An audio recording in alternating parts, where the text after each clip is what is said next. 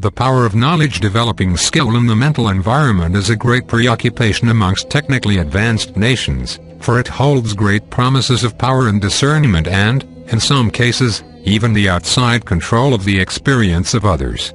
This power is something that humanity has only begun to discover and to develop.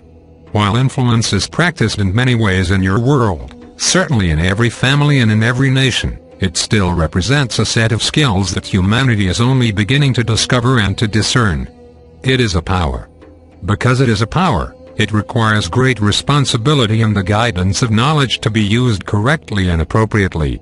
Like any power, it can be used for good or ill. In the greater community, the power of the mental environment represents a real frontier beyond the limits of technology, for in regions where nations have much contact with each other, they have over time developed parity in terms of technology. It is rare that one will have a great technological advantage over another for very long. So the subtle skills employed to discern the intentions of others, to plant ideas in the minds of others, and to utilize one's knowledge of another's nature, skills and predispositions become of great importance in seeking advantage and in avoiding disadvantage. These skills are being brought to bear upon humanity at this time by those commercial forces who are in the world today trying to pacify humanity, trying to win human allegiance, trying to convince people in positions of power of the superiority of the intervention's goals and the weakness of humanity's leadership and skills in dealing with the difficult times ahead. These forces who are in your world are not military forces. They are depending entirely upon human acquiescence and thus bring their skill in the mental environment, which is the only real power that they have, to achieve their goals, to diminish resistance to their presence and to increase people's desire for their claims of leadership and authorship here in this world. Here you can see clearly a manipulation of the mental environment. Yet you can see this in all of your commercial attempts at advertising and persuasion that are ever present around you, trying to convince you that you are inadequate, that you need this product or this service to look better, to feel better, to be happy, to be successful or to be spiritually fulfilled. All represent manipulation in the mental environment, tantalizing the mind to make you think you want something that you would not want ordinarily, to make you think you need something that you ordinarily would not need, or a need that you would fulfill in other ways. The examples go on and on. They are endless in your experience. But in the greater community, the potency of this influence is greatly increased. Ideas are planted in your mind without the use of symbols. Others can manipulate your dream sequences. They can create recurring thoughts in your mind. If you do not know how to discern these from your own thoughts, then you will claim ownership for them and they will affect you. They will affect you, influence you and lead you to do things you would not do otherwise or to make decisions that were not in your best interests. The power of inspiration, on the other hand, comes from knowledge. It cannot be influenced. It is immune to this kind of persuasion. Even a greater community set of skills used against an individual strong with knowledge would not be effective in changing their perception, their understanding or their experience. The influence would be felt, but it would be recognized as a perpetration from the outside. This ability to be objective with one's own mind, thoughts and experiences is a very important part of practicing the greater community way of knowledge. It requires great discernment. It requires that you stand back from your thoughts to observe them rather than simply being governed by them or overtaken by them or tormented by them. While humanity is now dazzled by its advances in technology, it is yet to learn the greater powers that exist in the mental environment, powers that will exceed your technological abilities. For in truth you do not want to become too technologically advanced, or you will lose your self-sufficiency. Whatever technology is adequate to provide for your peoples to provide stability, security and to maintain freedom in your world, would be adequate if you can create it and sustain it.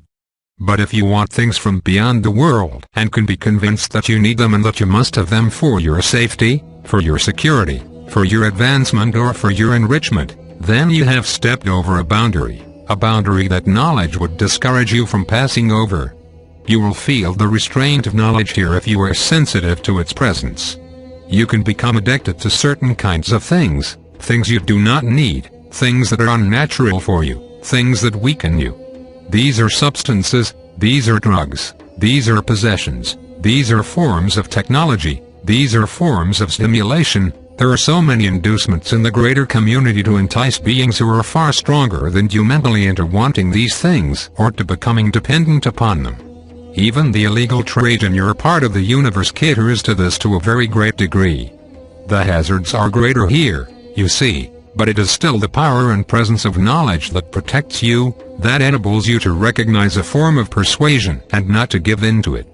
Knowledge is not giving into it, and if knowledge is your ground of being, then you will not give in to it. But if knowledge is a distant voice in your mind, then other forces are controlling you. Then you are vulnerable. The greater community is an immense environment of persuasion regarding interaction between races. Nations that have chosen to live without freedom and to control their people and to restrict their movements, their thinking and their awareness must exercise great degrees of control. They must prevent their citizens from gaining access to knowledge. For knowledge is the beginning of one's liberation. It does not pay homage to the powers of the state or to religious institutions or to the persuasions of commercial interests or to the threat of exclusion, even the threat of death. Knowledge is the most powerful force in the universe, and those who seek to avoid it must avoid it at all costs, particularly if they are the leaders of nations or have tremendous wealth or power and influence in the realms of trade and commerce.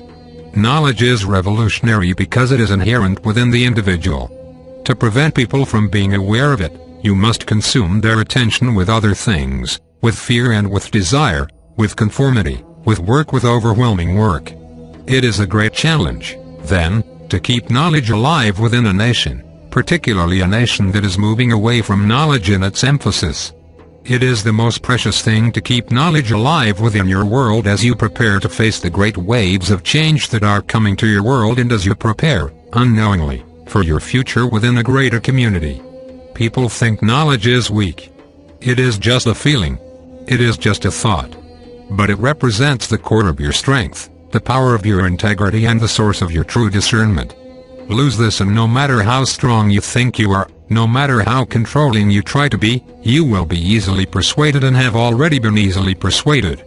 This is why knowledge must be a great emphasis, and this is why it represents the core spirituality in the universe.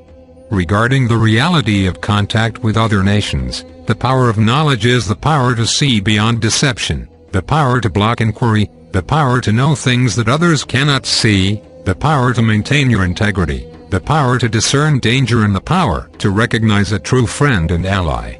It is this greater discernment that must be brought to bear in the complexity of communications, negotiations and trade within the greater community, where knowledge is rare and unknown, but to a relatively small number of individuals.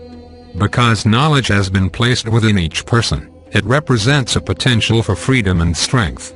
Knowledge also has power in the mental environment, the power to inspire others, the power of inspiration. It is amazingly effective if an individual even has a little opening in their mind. This is what moves you when you hear someone else's genuine experience.